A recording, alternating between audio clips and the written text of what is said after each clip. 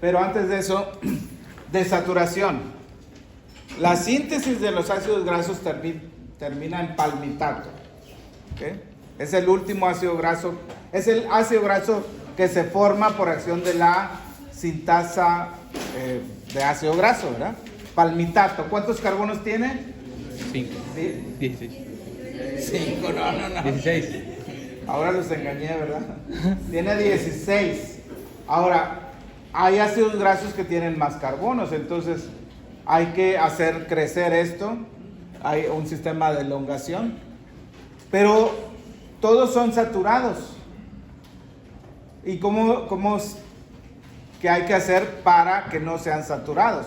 Introducir dobles enlaces. Hay un sistema enzimático para eso que está tanto en mitocondria como en el retículo endoplásmico liso.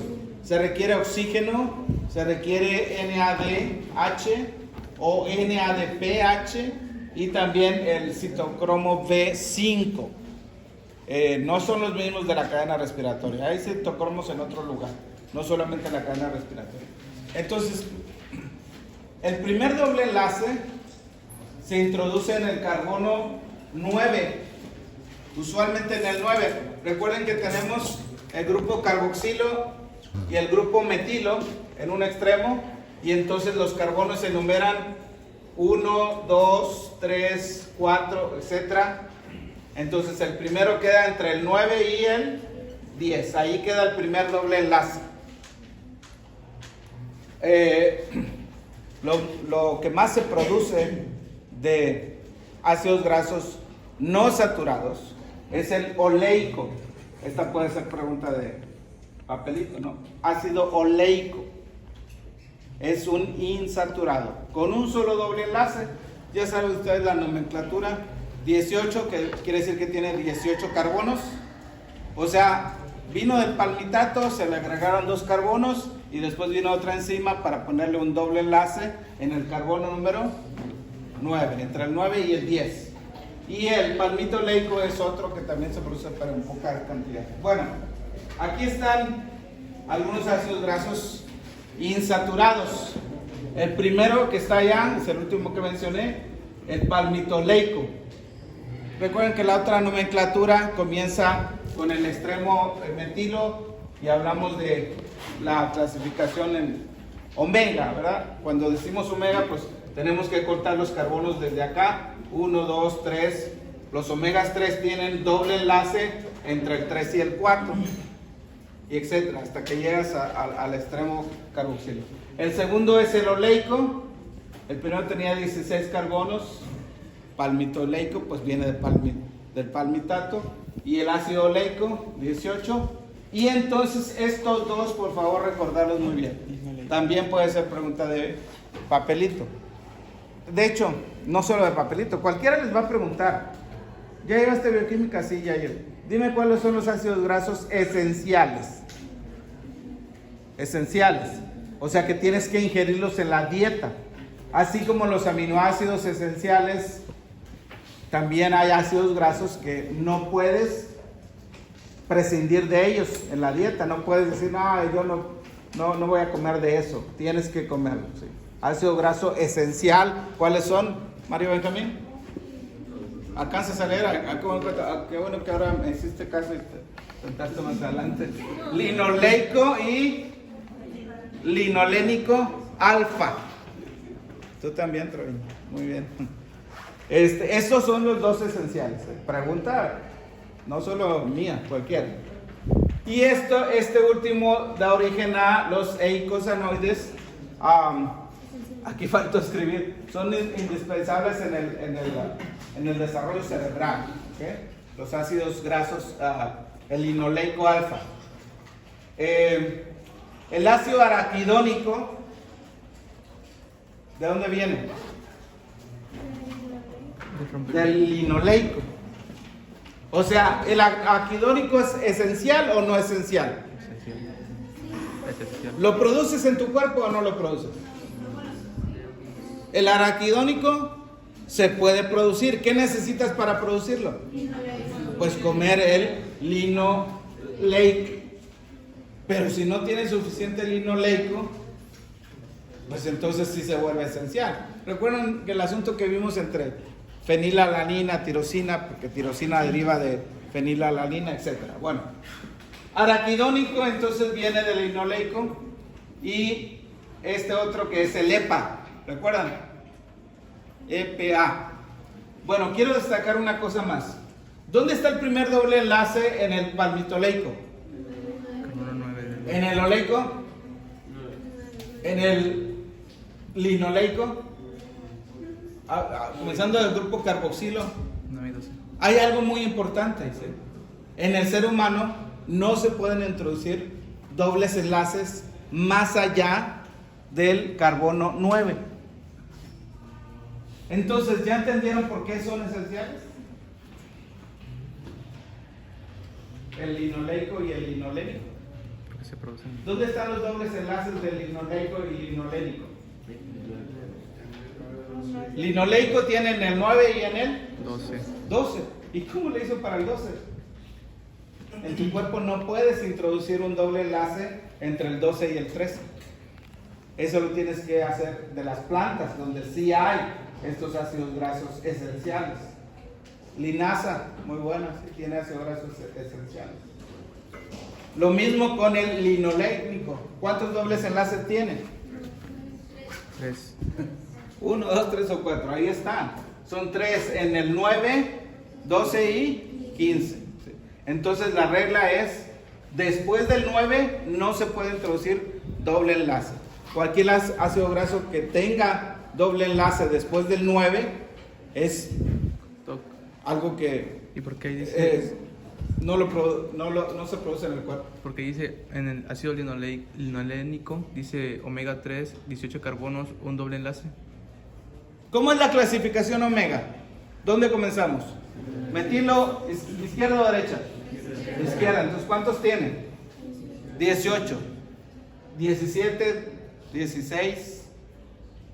Ahí está el doble enlace entre el 16 y el 15. Son 3 carbonos desde el 18 hasta el 16. 18, 17 y 16. Por eso es omega 3. Sí, pero dice nada más que tiene un doble enlace, pero en realidad tiene 3. O... ¿Eh?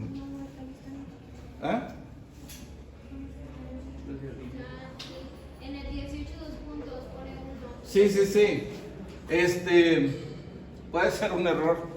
La verdad debería decir 3. Pues si en el anterior dice claramente 2. Ya les dije, los libros siempre van a tener errores, ¿eh? O sea, no crean todo lo que leen, ni todo lo que escuchan, ni todo lo que digo yo. Sí, en serio. Allá está muy claro que tiene dos dobles enlaces. Sería bueno que nos convirtamos en correctores de los libros y que nos den algo de dinero. Bueno, entonces quería destacar eso, que es el doble enlace no se introduce después del 9. Y los omega, esta diapo ya se las había mostrado. ¿Cuáles son los 3 omega? Los omega 3, los 3 omega 3. ALA, EPA y chap. Sí, este es el Nutriol. No digas marcas. Entonces es indispensable en el desarrollo del cerebro y la retina. Y entonces tienen efectos antiinflamatorios. Bueno, vamos a hablar de los eicosanoides. Es una clase de fármaco gratis. Hace muchos años, daba yo la unidad de eicosanoides en farmacología. Y es pura fisiología, pura bioquímica, la verdad. Es que si entiendes esto, no es ningún problema. Los eicosanoides es un grupo muy heterogéneo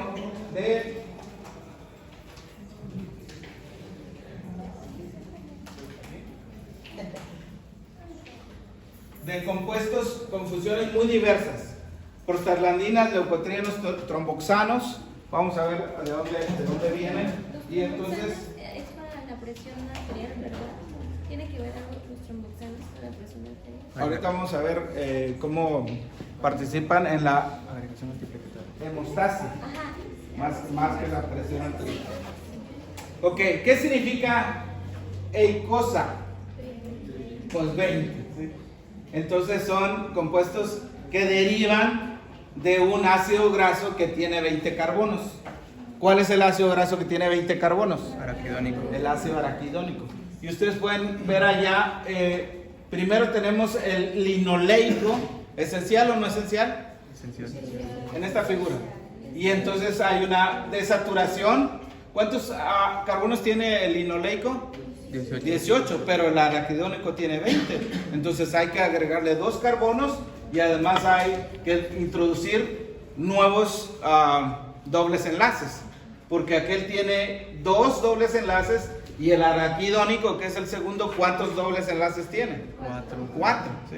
Entonces, elongación y desaturación. Y entonces a partir del araquidónico, por medio de enzimas que utilizan el oxígeno molecular, les voy a mostrar todo cómo deriva todo eso. Entonces, todos derivan de estos ácidos grasos y son 4 grupos: las prostaglandinas, los tromboxanos, leucotrienos y lipoxinas.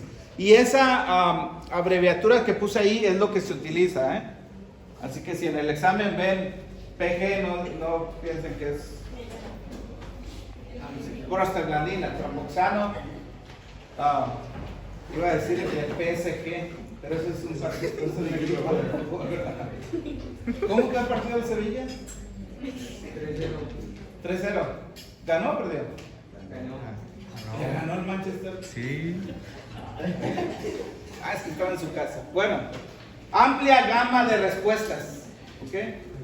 Algunas son respuestas fisiológicas y otras patológicas. O sea, los eicosanoides es para cosas que te protegen y para situaciones donde hay también enfermedad o inflamación, sobre todo.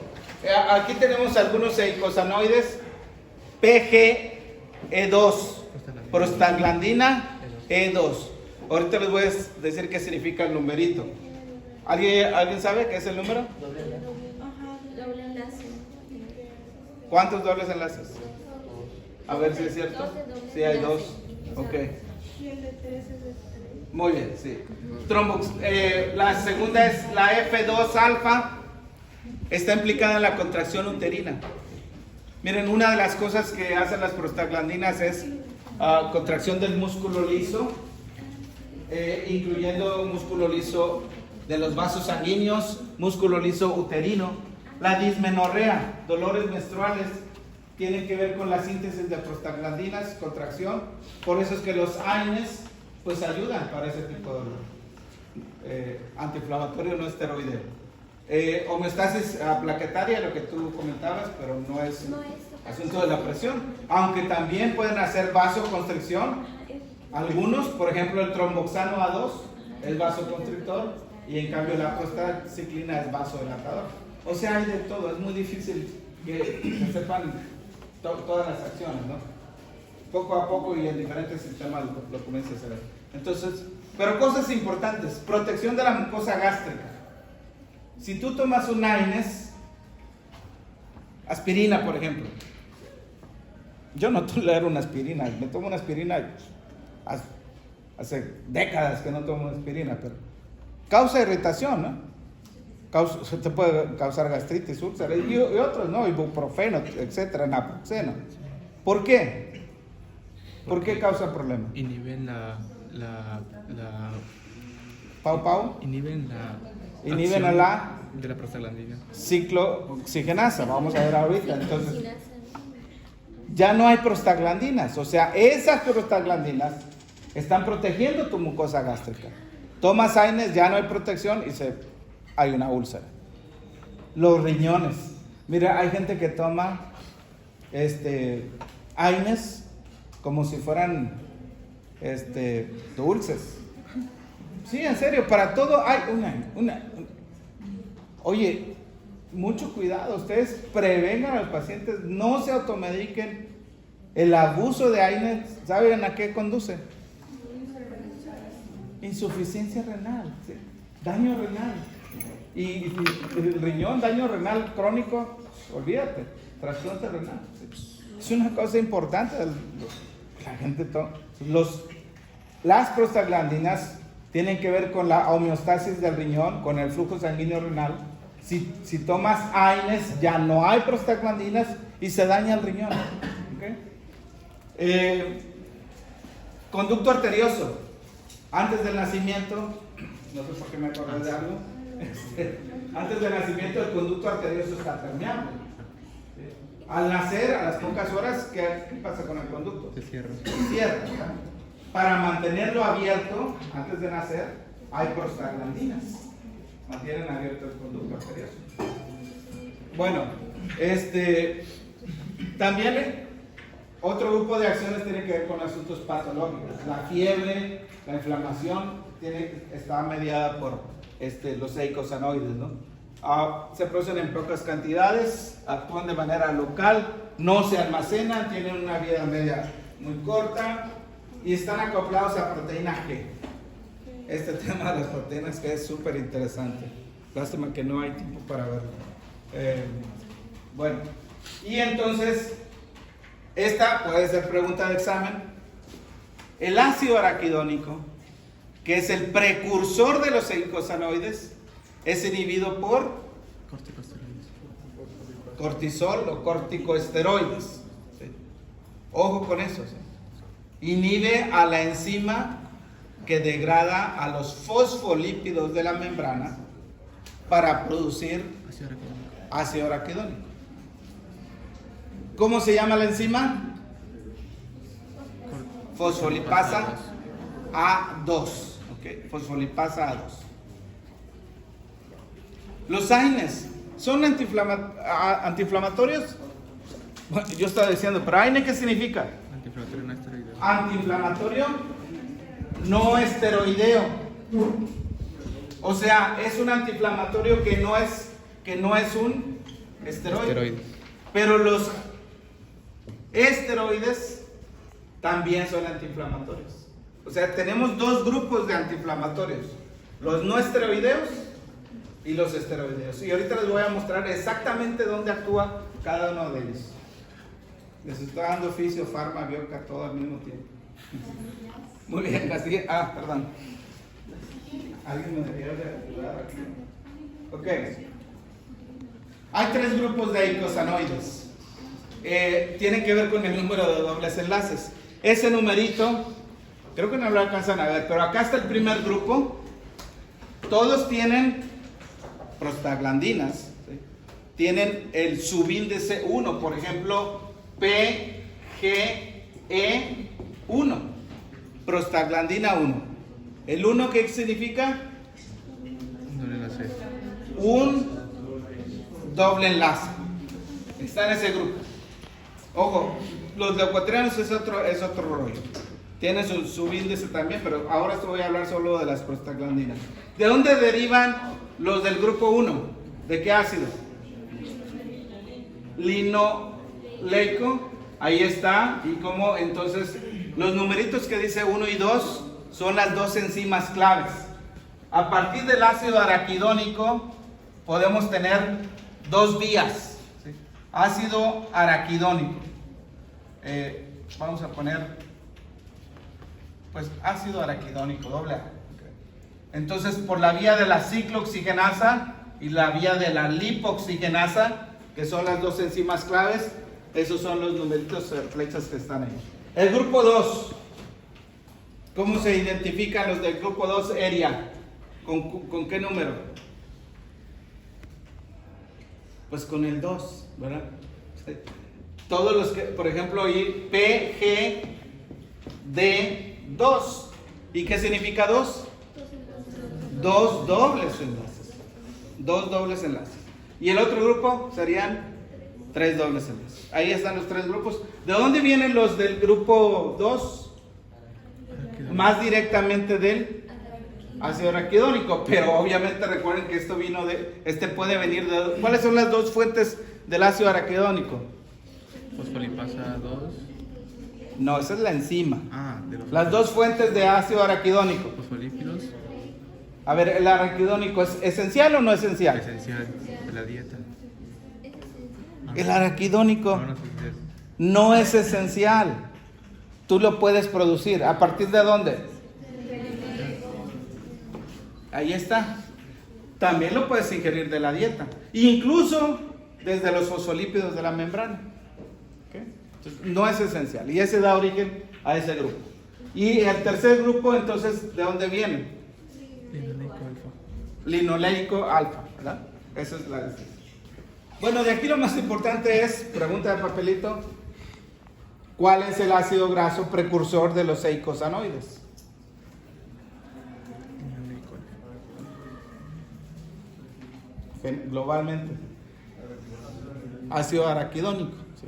Ácido araquidónico. Aunque desde determinado momento pueden hablar de estos dos que son esenciales, ¿no?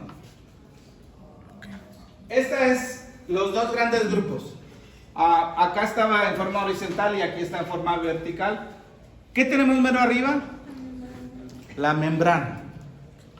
Los fosfolípidos de la membrana tienen una cabeza polar y dos colas no polares. Eso lo vimos casi desde la primera clase, ¿sí? Un fosfolípido lo vamos a representar así. Entonces tiene esta parte que hace contacto con el agua. ¿Y las colas qué son? Ácidos grasos, ¿sí? Que pueden ser saturado e insaturado. Por eso hay un pequeño quiebre así, para decir que es insaturado. Uno de los ácidos grasos sería el ácido araquidónico. Araquidónico. ¿Cuál es la enzima? Allá está mencionada. Pregunta de papelito también. ¿Cuál es la enzima que corta a los fosfolípidos para liberar el ácido araquidónico? Fosfolipasa 2. No. ¿Por qué no se olvídense? Porque esa no. Fosfolipasa Es un 2. tema muy interesante. ¿Cuál es la enzima que libera el ácido araquidónico? O los fosfolípidos en general. Fosfolipasa. Perdón, actúa sobre los fosfolípidos en la posición 2. ¿Cuál es? Fosfolipasa. ¿Pero cómo se llama? Fosfolipasa A2.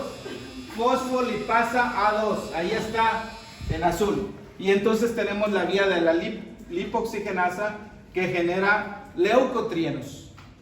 LT quiere decir leucotrieno. Y también lipoxinas, que aquí hay una lipoxina. Recuerden que son 4 cosas, 4 grupos de eicosanoides. ¿Cuáles eran? Prostaglandinas, tromboxanos, leucotrienos y lipoxinas. Hablamos más de los primeros 3 que de las lipoxinas. La otra vía se llama la vía de la lipoxigenasa. Y aquí tenemos la síntesis de las prostaglandinas. La primera es PGH2. Y a partir de ella tenemos las otras prostaglandinas. Incluso tenemos el tromboxano. En las plaquetas tenemos tromboxano A2. TXA2. Ojo con eso. Pregunta también de papelito. Tromboxano A2, ¿dónde se produce? Plaquetas. Plaquetas. ¿Y para qué es el tromboxano A2? Antiagregante plaquetario. No es antiagregante. ¿Para qué será aérea el tromboxano A2? No, asma tiene que ver con leucotrienos.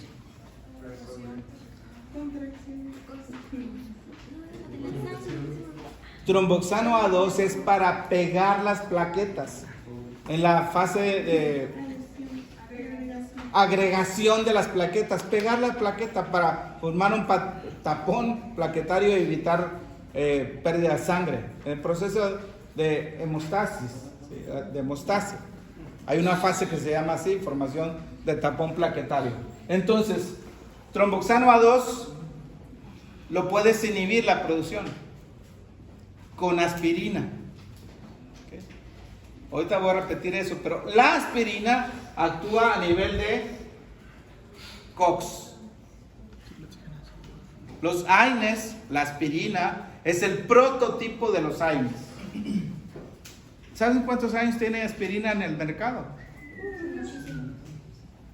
Más de un siglo, ¿sí? 100 y tantos de años. Es un medicamento que ha resistido una de las pruebas más difíciles, que es la prueba del tiempo. Hay medicamentos que los sacan al mercado con todos los millones de inversión que hay Y al rato se dan cuenta ya en la población real que hay problemas y lo tienen que retirar. La aspirina ha estado ahí por más de 100 años. Bueno, la aspirina inhibe a la ciclooxigenasa. Entonces, ¿qué va a pasar con la producción de tromboxano? No hay. Si inhibes allá la ciclooxigenasa, la producción de tromboxano va a disminuir, ¿sí? Y de las prostaglandinas también, por supuesto, ¿sí? Entonces, ¿la aspirina es agregante o antiagregante? Antiagregante. El agregante es el tromboxano, entonces si no tienes tromboxano, ya no se van a pegar las plaquetas y esto va a permitir evitar que se formen coágulos. ¿Sí? Ojo, no estoy diciendo que es anticoagulante, porque ese es otro concepto. Antiagregante es algo antes de la coagulación. Bueno, la enzima COX es una enzima suicida. Parte del hecho de que termine la acción de las prostaglandinas tiene que ver con que la misma enzima se mata. Sí, sí. Entonces, hay dos tipos de AINES. Los que actúan, bueno, hay dos COX, COX-1 y COX-2. Los no selectivos actúan en la COX-1 y en la COX-2.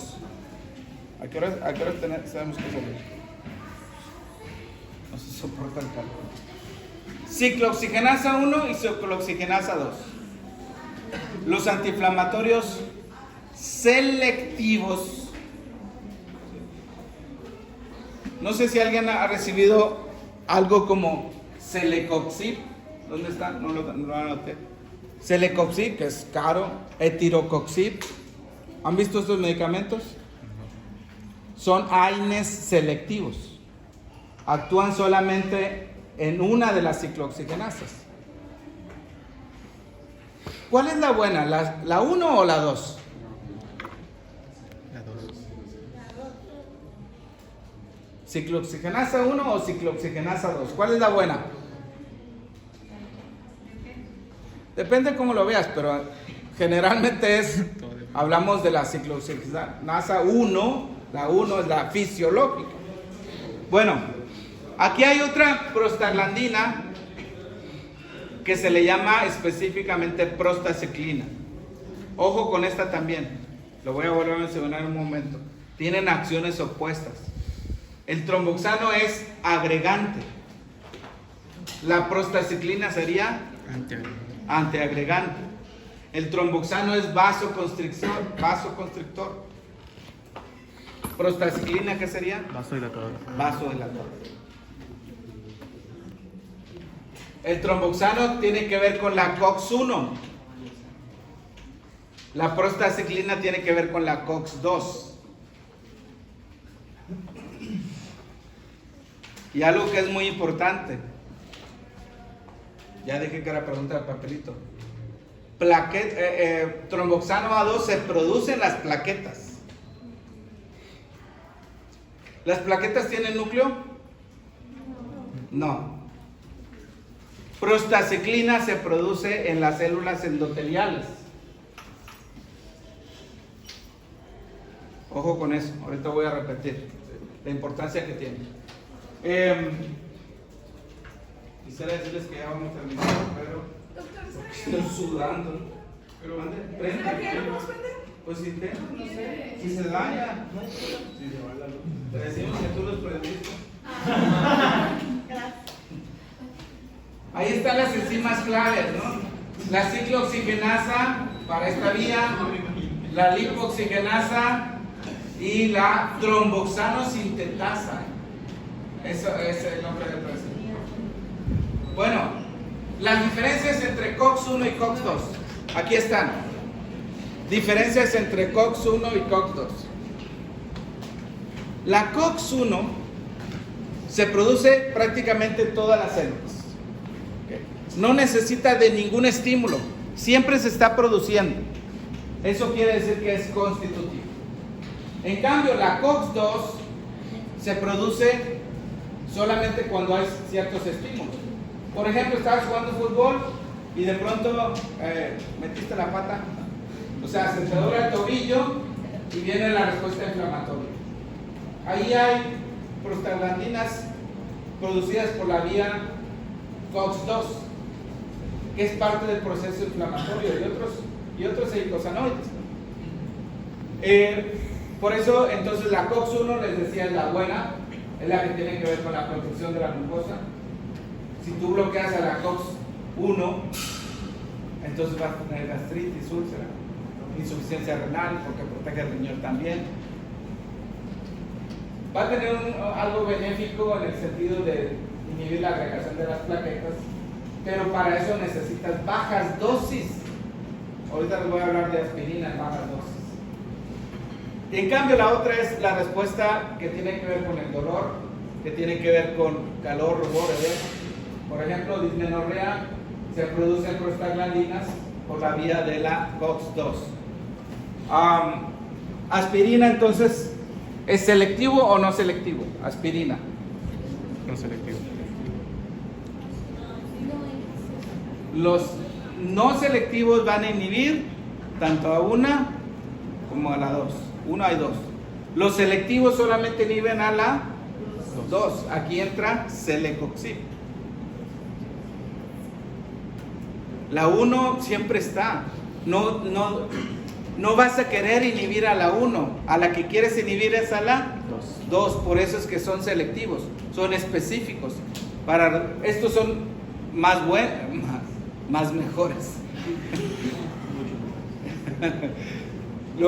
Pero ¿saben qué tiene problemas? Arritmias. Una vez hace tiempo tomé un etirocoxib. No, hombre, me dio una arritmia. Entonces, ya terminando este tema, porque falta el otro. Acetilación irreversible. Cuando comenzamos el tema de las enzimas, les hablé de este mecanismo de acción. La ciclooxigenasa, tanto 1 como 2, son inhibidas de manera irreversible por la aspirina. ¿Okay? No por la indometacina, no por naproxeno. La aspirina las inhibe irreversiblemente. Entonces, ¿qué va a pasar con tromboxano A2? Cuando das aspirina, ¿qué va a pasar con tromboxano A2? Va a disminuir. ¿Qué va a pasar con prostaciclina?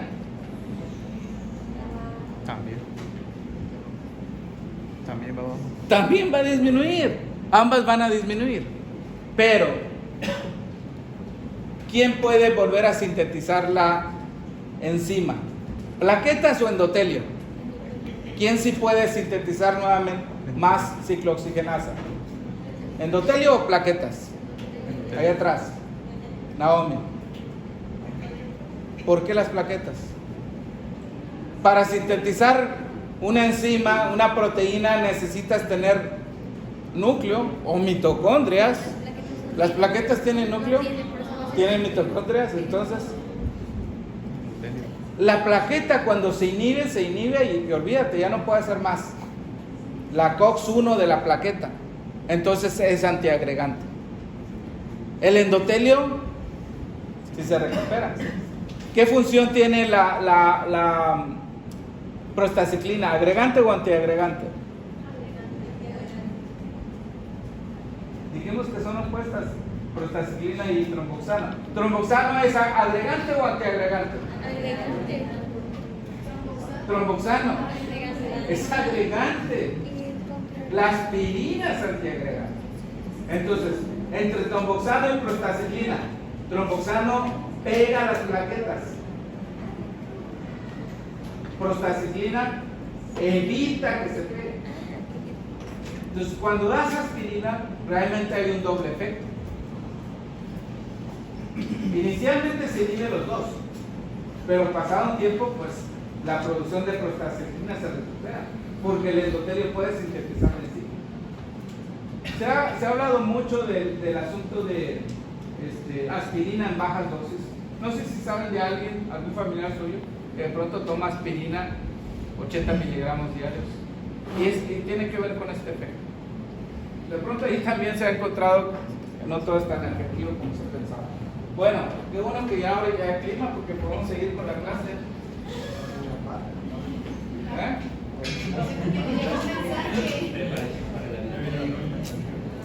¿Mensaje de qué? Bueno, nada más voy a introducir el tema en los 2 minutos que quedan. Oigan, si fuera partido de fútbol o si fuera fiesta, nadie quisiera ir. Si fuera, ¿verdad? Ay, quedan 5 minutos, muy buenos. Ahora sí podemos abrir la puerta para que se conserve el frío. Un break. Háganlo aquí mentalmente y nos agarramos los minutos de receso.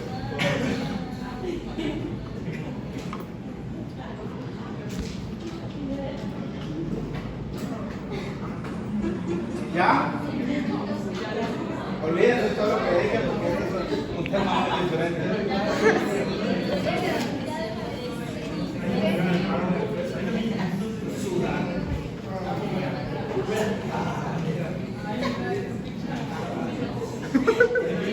Qué buena onda.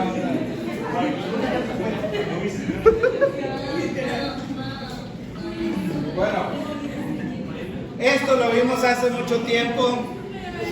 La glucólisis. Sí sirve, ¿eh? ¿Cuál es el producto o los productos que se forman cuando la glucosa se divide en 2?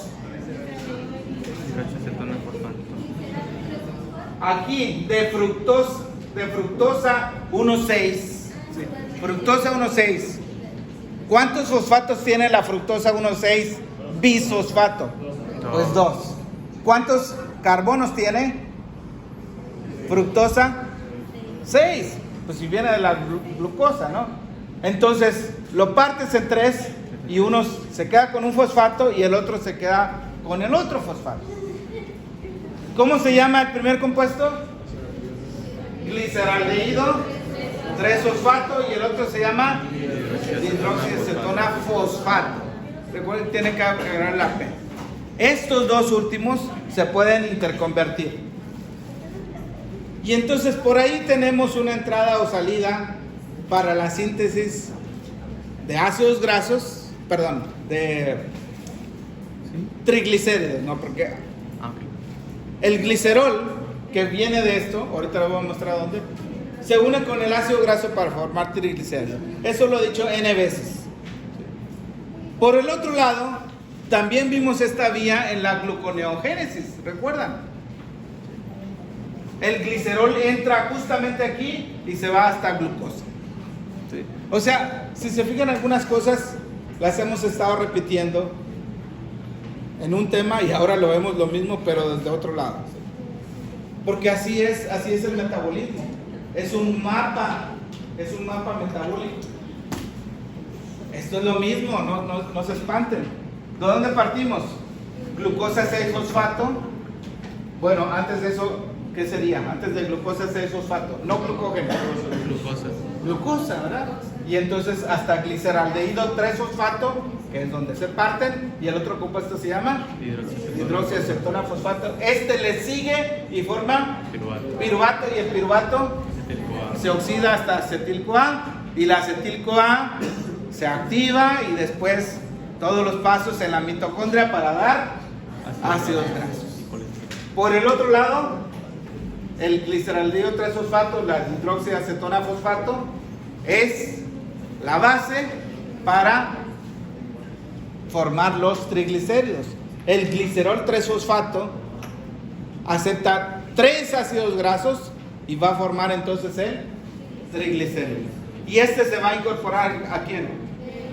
Lipoproteínas de muy baja densidad, y entonces pues el exceso de, bueno, este era el niño que tenía deficiencia de glucosa 6-fosfatasa, ¿verdad? No tienes esta enzima, entonces todo se viene para acá, aumentan los lípidos, aumenta el colesterol.